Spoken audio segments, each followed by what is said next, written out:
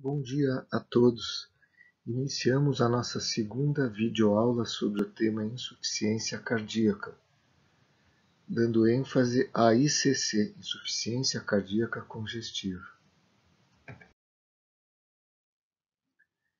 Como comentamos na videoaula anterior, a fisiopatologia da ICC é bem característica.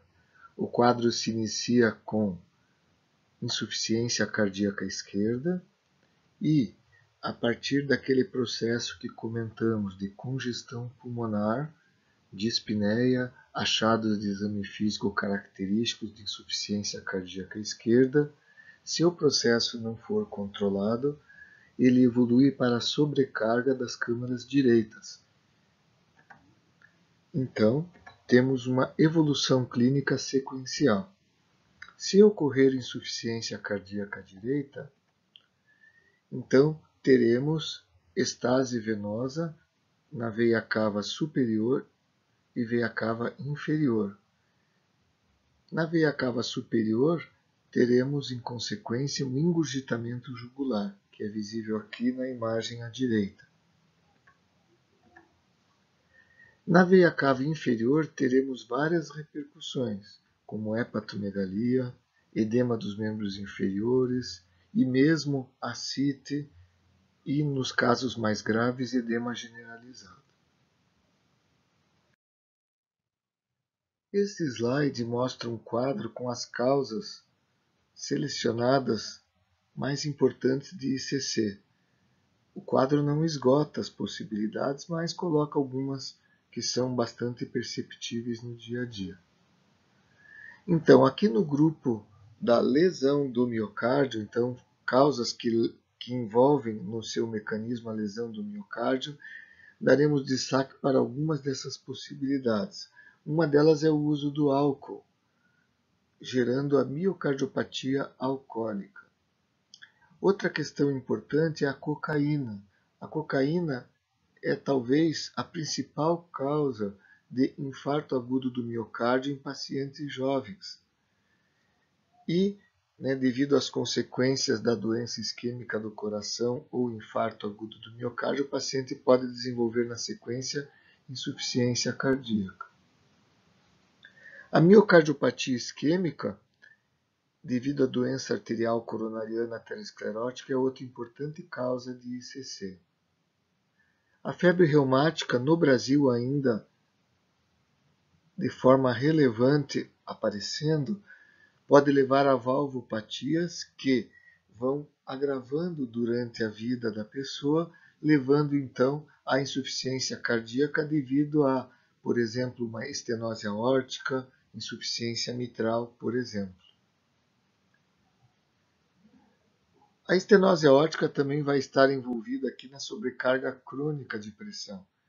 Como o pertuito de passagem do sangue do ventrículo esquerdo fica dificultado pela estenose aórtica para que este sangue chegue na aorta, então nós temos uma sobrecarga crônica de pressão com insuficiência cardíaca gradativamente aumentada na sua intensidade.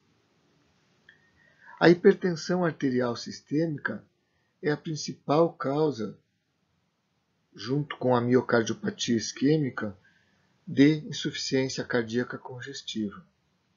No caso da hipertensão, nós vamos ter não um comprometimento da válvula aórtica, mas sim da resistência arterial periférica. Então, quando o coração se contrai, o volume que chega à aorta encontra uma resistência maior devido à hipertensão arterial.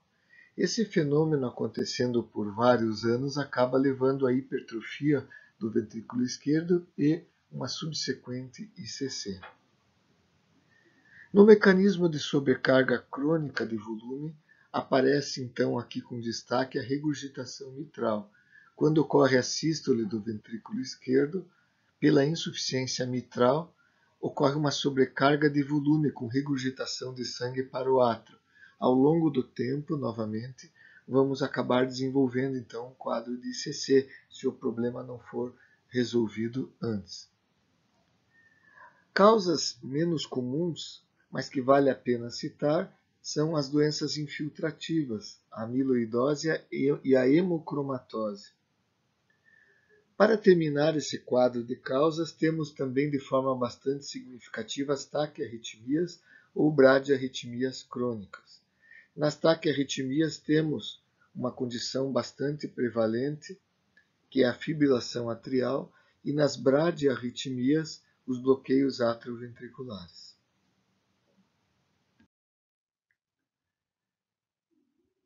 Continuando agora com os exames complementares, após a abordagem inicial com a radiografia de tórax e o eletrocardiograma, outro exame que deve vir na sequência é o ecocardiograma. Nem sempre teremos disponibilidade dele na sala de emergência, mas, assim que possível, é importante ele ser solicitado. Na imagem da esquerda, vocês observam, então, o paciente em decúbito lateral esquerdo e o médico examinador passando um transdutor sobre a parede torácica do paciente. Na imagem da direita, então, aparecem elementos importantes que podem ser observados ao ecocardiograma: o ventrículo direito, o ventrículo esquerdo, o átrio direito e o átrio esquerdo. O ecocardiograma ele possibilita avaliar a função cardíaca de modo mais objetivo. A função do ventrículo esquerdo, a função do ventrículo direito, por exemplo. Permite também que avaliemos a parede das câmaras cardíacas. Então, ventrículo direito, ventrículo esquerdo, átrio direito e átrio esquerdo.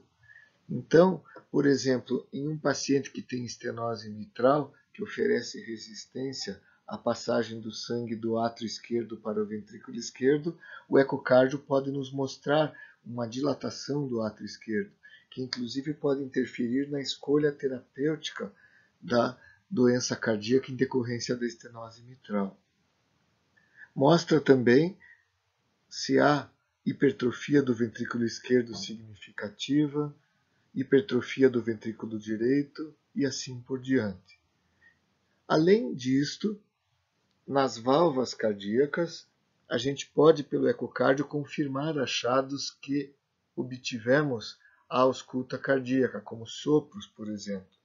Então, se eu suspeito de um sopro sistólico mais audível em foco mitral, o que me levaria a pensar na insuficiência mitral, eu posso confirmar pelo ecocardiograma este achado.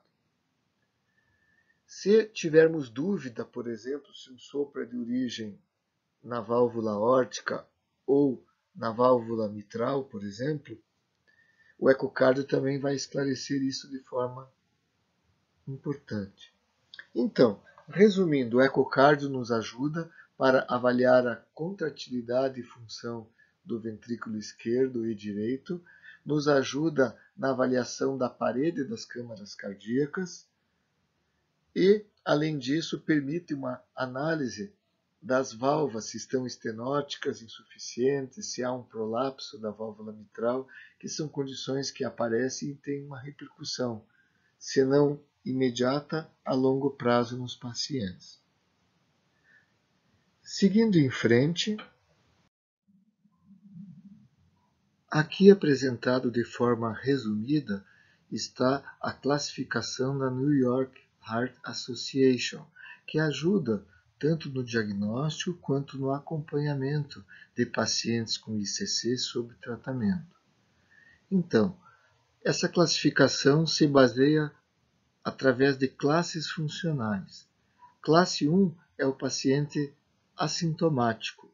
Então, é aquele paciente que, pelos exames complementares, você já detecta que ele tem uma disfunção importante, mas, por exemplo, sob tratamento o paciente se mantém bem, sem sintomas. Classe 2 é quando o paciente tem sintomas com atividades habituais. Limitam sua atividade, mas o paciente consegue desempenhar sua rotina básica. Classe 3 já é uma classe funcional que limita bastante o paciente e requer atenção para um tratamento mais eficiente. Classe 4 são os pacientes de prognóstico mais difícil, aqueles que têm sintomas em repouso, insuficiências cardíacas já de grau bastante avançado.